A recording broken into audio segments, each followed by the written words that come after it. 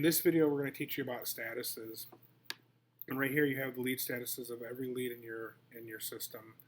Some of these statuses are archived, and some of them are displayed in your leads. The archive just means that they're not defaulted in this list. So, excuse me, when a lead comes in, it comes in as new. But you'll have other statuses that are not in this list that when you switch them to them, they can easily be retrieved. They're just not going to be defaulted as shown. So for instance, Kathy comes in. Let's say that you've tried to reach out to her several times. You've tried to call her, message her. She's not responding, which we all know happens often. So instead of just giving up on this lead and switching it to, can't buy and just never forgetting about it, you can switch it to unable to reach. And by doing that, you're going to have emails that will go out as often as you'd like them to through an email campaign that you set up yourself. And I'll show you how to do that in another tutorial. But for this, let's just say I switch it to unable to reach. I want the system to start working for me. When I refresh it, it's going to be archived.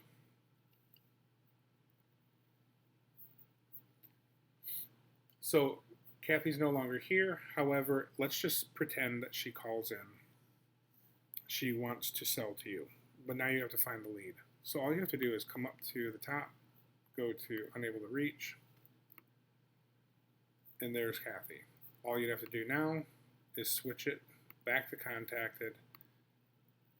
And just to show you, let's say you leave, you come back the next day. It's now always in your leads. But now let's just say we switch it to unable to reach, and now it's archived. And we go on with our day. And let's assume that in 3, 4, 5 days, the emails have been going out to her and she's just been busy. And so now she reaches out to you. And when she does that, she's going to trigger a notification. So while you're working through your day, you get a notification and it brings her to the front.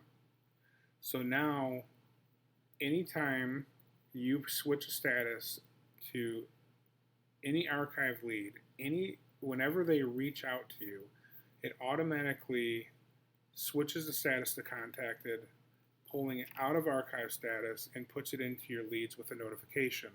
So you're never going to miss any messages from sellers. So the system can be working for you for months or years. And if they ever reach out to you through the emails that are sent to them, you're going to get a notification. You can use this and you set up emails for unable to reach, price too high, not interested, or home too old.